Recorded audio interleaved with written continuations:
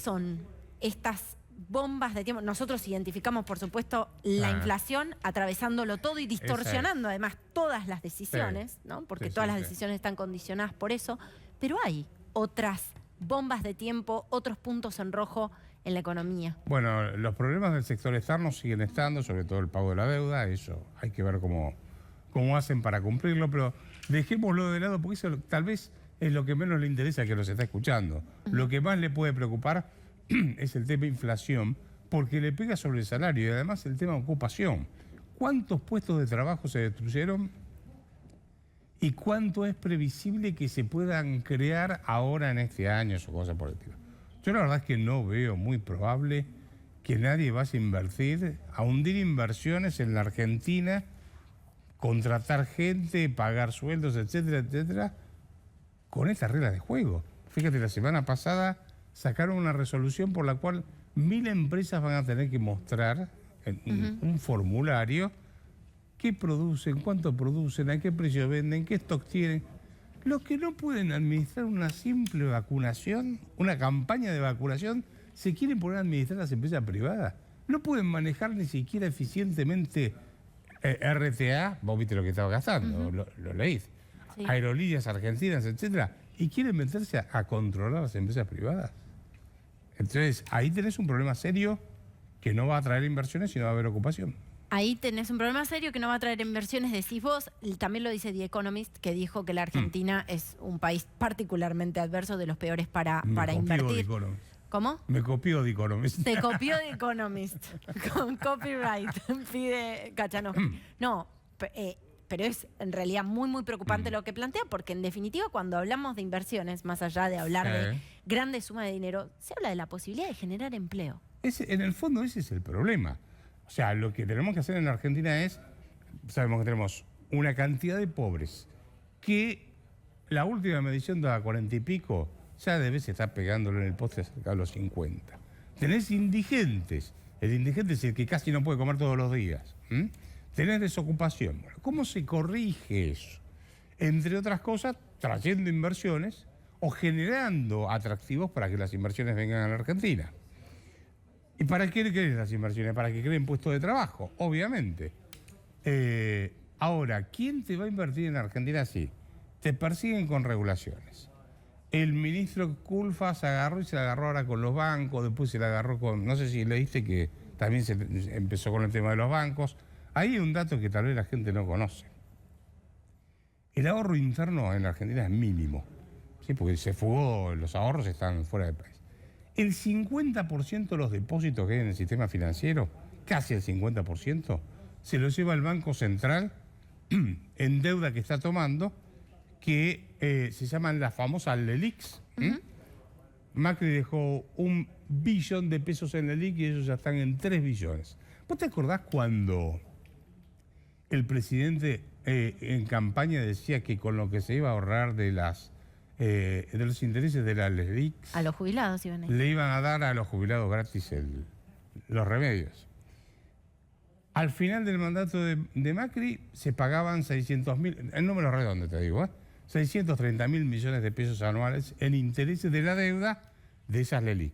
Ahora se pagan 1,4 billones de pesos anuales. Y estoy haciendo la cuenta muy sencilla, ¿no? O sea que aumentó la cantidad de intereses por deuda del Banco Central, la famosa timba financiera, multiplicaron por 3 el stock de deuda y aumentaron un 80% la cantidad de intereses que hay que pagar. Y te podés imaginar que a los jubilados, además de licuarles los salarios, los remedios no los van a ver gratis ni por casualidad, no va a haber plata. No hay plata para la vacuna. Hoy estaba viendo que están diciendo, bueno, demos una dosis.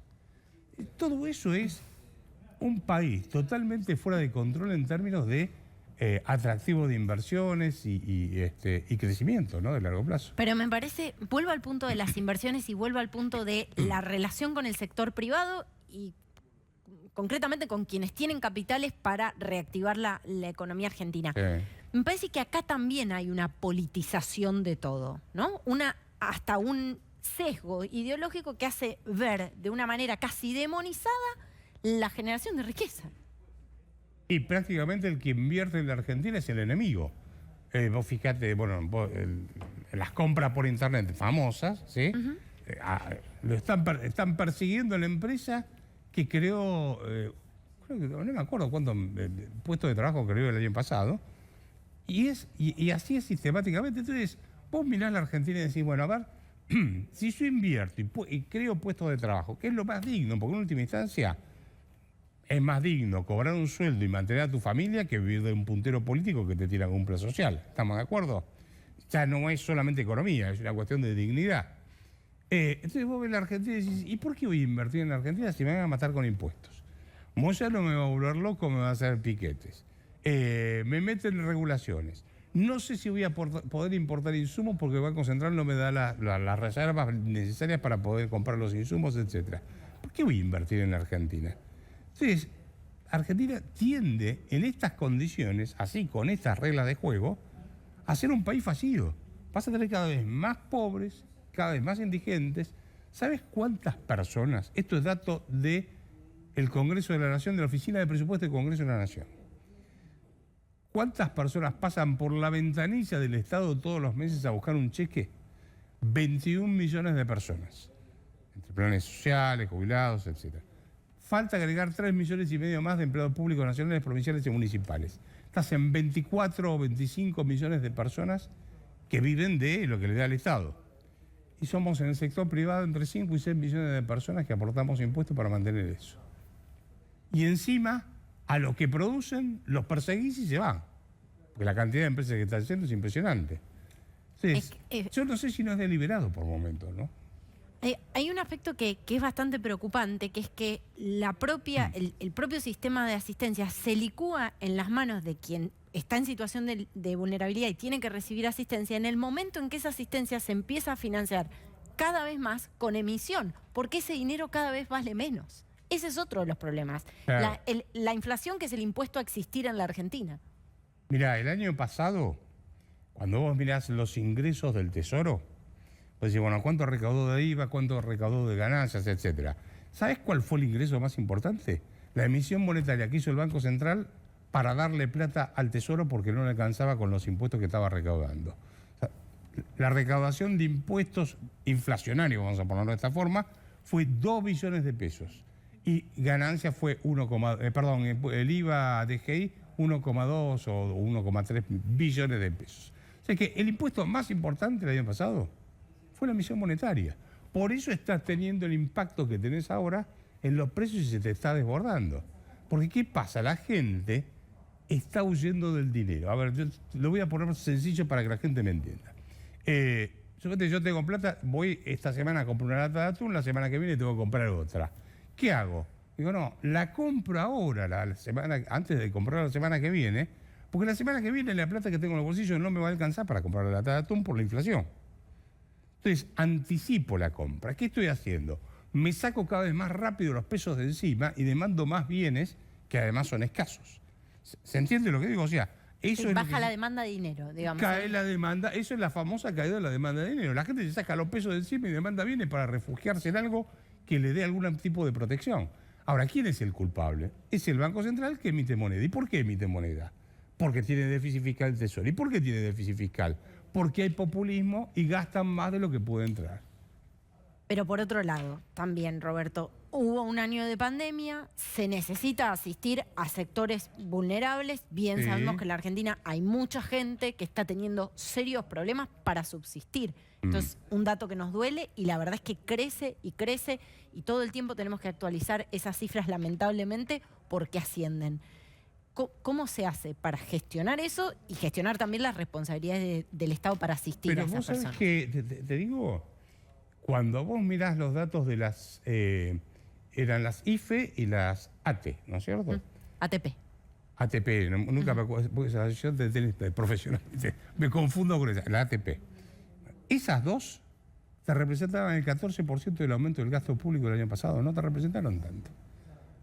El grueso sigue estando en los jubilados que entraron por la ventana con el kirchnerismo, planes sociales, gasto de empleo público, etc. No fue eso lo que desbalanceó. Lo que pasa es que lo que hicieron fue una cuarentena irracional. Paralizaron el país, entonces se cayó la recaudación, aumentaste el gasto público y te fuiste al diablo. Y la hoy, peor combinación posible que podías haber inventado. y hoy, a ver, miremos el panorama de lo que está pasando a nivel sanitario. Bueno, Brasil, ni qué hablar, ¿no? Una situación dramática. En Sí, Brasil, crítica. el mundo está mirando lo que pasa en Brasil para que tomemos dimensión.